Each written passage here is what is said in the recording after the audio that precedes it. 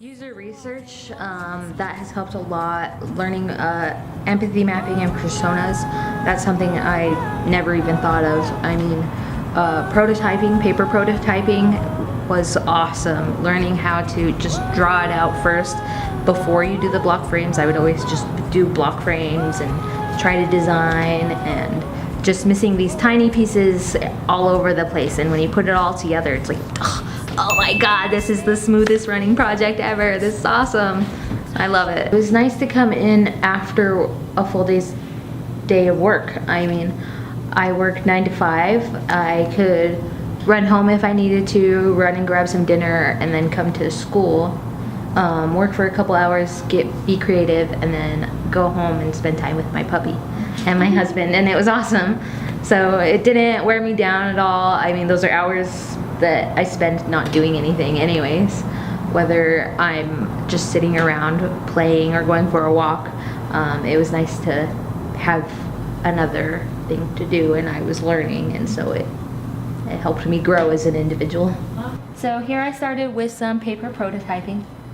I uploaded some images so you can see them. There are some login pages. Paper prototyping is really fast and scratchy, and you're just getting your ideas down. It doesn't have to be perfect. I swear I can draw better than this. There is a login, a place for a logo, some information, a call to action, forgot password, like super scratchy stuff, but I know what it means to help me move forward. So here's some event pages, ideas, calendars. So that's kind of where I started from here. And now we go into block framing after I get all the paper prototyping finished. The block frames are blue and I've labeled them. So starting here is a login page. The user will put their login information, click here, and it'll go to the events list. However, if they forgot their password and click on this, it'll go down here to password. You would enter your email, you'd get verification, and then enter a passcode, and then enter a new password to create an account or log into your account. If you're up here and you push sign up, maybe you don't have an account yet, you'll come in here and fill your information out, link up all the social media that you have, and start your profile. The nice thing about this is where you add your band members onto your band page, but you'll have your own personal profile within the band page. So you can schedule posts, saved events, and archived events. So maybe you're making one that didn't get finished, you'll just click on there and finish it. And then here is a chart that shows where your highest market is. So if you like get more traffic from Facebook, this one will show you when you get more traffic from Facebook, or maybe all of a sudden Instagram's doing really good. That shows you there. I made a little artboard for my icons, so I had them out all in one place.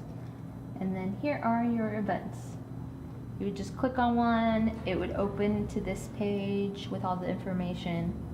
If you are creating a new event, you'll fill out a general form.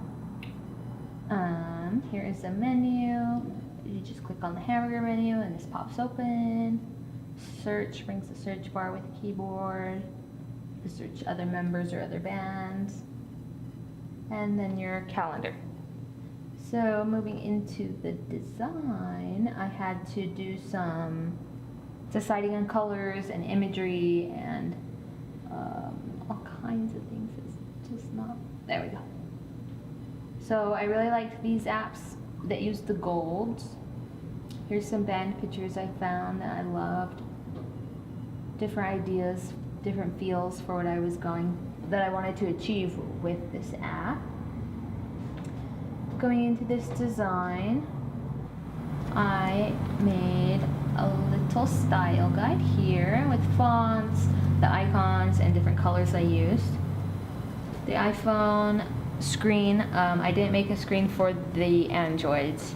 I probably should have, but I made a little icon for you to click on. Going into your sign in and login and forgot password. Sign up, link your account. So you can notice that as I designed it, I made some design changes. So it's not exactly like the block frames, which will happen often. Here are the bands where you would upload an event. Go down here to forgot password, enter your security information, events and name of events, create an event. So this is what it looked like when I felt like I was getting pretty close to done. There were still a few adjustments I didn't like. I didn't really care for this navigation up here and then having a navigation down here. I also didn't like the layout of this event section, and I needed to show what would happen if this was all empty and you hadn't filled anything out. So I had started from scratch and I made a different one. I didn't start totally from scratch. I started with what I had and adjusted. So this is the final version. This is all basically the same. I adjusted some of the calls to actions down here. The arrows I had previously were a little chunky for my taste. This is the logo I made. If I ever come up with a name, I'll make a better logo. So before you fill out your profile, you need to know what it'll look like.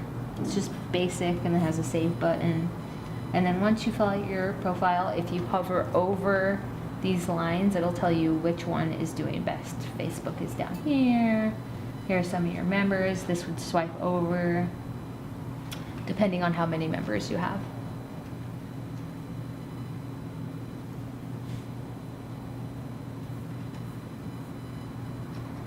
Okay, and then I changed the security code. Instead of a just keypad that pops up, this will be what most users are used to, I have come to find out.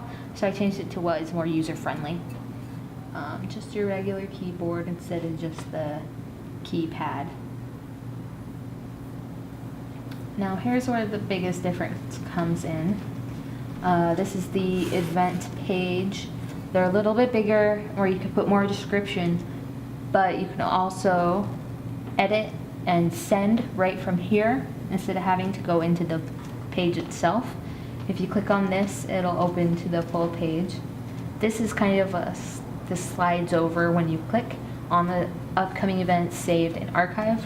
I like this more. It's a little bit more clean feeling. The icons I felt were a little chunky. It just wasn't the best.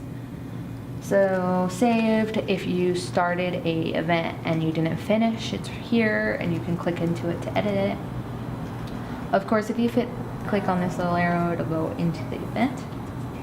Here's the event itself. I added room for this image on the create event page with the form.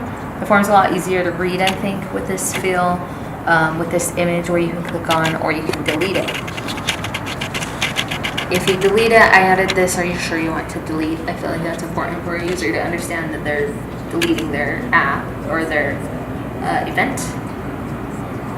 The drop down is at the top now. That's pretty much what people are used to, so I didn't want to steer away from that, even though the bottom is easier for their thumb to hit.